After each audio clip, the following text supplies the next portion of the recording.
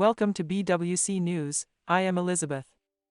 With the U.S. debt set to reach its ceiling on January 19, U.S. Treasury Secretary Yellen hopes China will step in to help. U.S. Treasury Secretary Yellen seems to have become the busiest person in the world, as she sent a very urgent letter to Congress a few days ago warning lawmakers that the size of the U.S. debt will break through the ceiling set by Congress on the 19th of this month.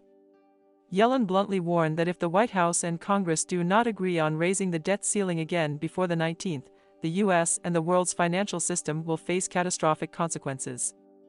Therefore, Yellen unusually tough on members of Congress to either raise the ceiling as soon as possible or simply cancel it. In response to the possible debt crisis, Yellen prepared some unconventional means for the U.S. Treasury to ensure that the U.S. government has the ability to repay its debts.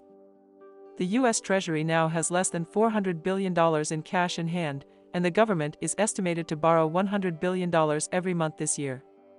Yellen issued a warning, said if it really to default that step, the U.S. livelihood, the economy, including the stability of the global financial system is at risk.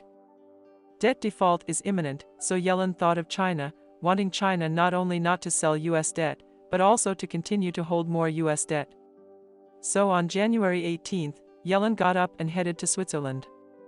China's Vice Premier Liu He will meet with Yellen in Zurich on the sidelines of the Davos Forum, the Chinese Ministry of Commerce confirmed. Why does Yellen want China to help increase its holdings of U.S. debt? The U.S. economy is now in a situation of three highs and one low: high debt, high inflation, high interest rates and low growth, with the risk of a possible debt default. For a total of 49 months beginning in October 2017, global central banks have been selling U.S. debt on a net basis in exchange for gold. But the U.S. prosperity is built on a huge debt base, and if new debt cannot be issued to pay off old debt, the U.S. debt system could collapse, triggering a financial crisis. China and Japan, the two largest U.S. debtors abroad, reduced their holdings of U.S. debt by $159.1 billion and $240 billion, respectively, in the first 10 months of last year, which would have been $391 billion, selling off at least more than $400 billion for the year.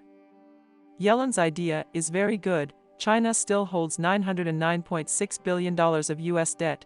If it can increase its holdings of U.S. debt, it can help the United States maintain financial stability. But Yellen's beautiful dream is difficult to come true, and she herself knows exactly why. The U.S. debt servicing ability is all the way to the red light, getting worse and worse. Now the risk of increasing the U.S. debt is too great. China will not do such an unreliable thing. On the surface, the U.S. debt is close to the ceiling, which will bring huge trouble to the U.S. government, but the White House side does not seem to be particularly anxious, and they do not intend to compromise with Congress. Objectively speaking, the White House side confidently believes that Congress will definitely pass a resolution to raise the ceiling, because this is not just a matter of the U.S. government, but the entire U.S. crisis. Once the U.S. debt default situation, the United States and the dollar credit system will soon collapse. Both the U.S. Democratic Party and the Republican Party will suffer huge losses. Such losses are unacceptable to them and cannot be recovered. Therefore, the White House side shouted to Congress about raising the debt ceiling. There is simply no room for negotiation and must be implemented. In addition to urging Congress and the White House to reach an agreement as soon as possible, Yellen should also hope that the outside world will provide help for the United States to get through this crisis. But due to the epidemic and the Russian-Ukrainian war, the only country capable of helping the U.S. now is China. Despite the continued deterioration of Sino-U.S. relations, the two countries still maintain huge trade volumes, and strictly speaking their economies are interdependent and inseparable. According to the information released, Vice Premier Liu He and Yellen are mainly working on the implementation and advancement of the consensus reached by the two heads of state during the Bali summit. The two sides believe that the world economic recovery is at a critical moment and that China and the United States should strengthen macro policy communication and coordination to jointly address challenges in the economic and financial fields, to the benefit of both countries and the world as a whole. The two sides discussed issues related to deepening cooperation in macroeconomic and financial areas, recognized the importance of sustainable financial cooperation, and agreed to strengthen cooperation both bilaterally and under multilateral frameworks such as the UN, G20 and APEC. The two sides agreed to continue to support green and low-carbon development and economic transformation in emerging markets and developing countries. China expressed its concern about U.S. economic, trade and technology policies toward China and hopes the U.S. side will pay attention to the impact of these policies on both sides. China welcomed Treasury Secretary Yellen's visit to China at an appropriate time this year. Both sides agreed that the economic and trade teams will continue to maintain communication and exchanges at all levels. Of course, this may only be part of the story, or it may only be superficial.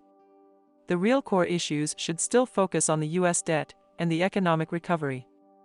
Yellen is now very interested in getting help from China, which also wants to negotiate with the U.S. to ease the Sino-U.S. conflict. However, the deterioration of China-U.S. relations is frozen 3 feet is not a day's cold. The U.S. government must change its anti-China stance if it wants China's help, but this does not seem possible. Therefore, this negotiation may not be as easy as imagined. Yellen's demand is nothing more than for China to continue to hold or increase its purchases of U.S. debt, while the Chinese side's request will inevitably revolve around lifting restrictions on China in areas such as chips. In addition, China strongly requested the United States to comply with the 3 joint communiques and not to interfere with China's recovery of Taiwan affairs.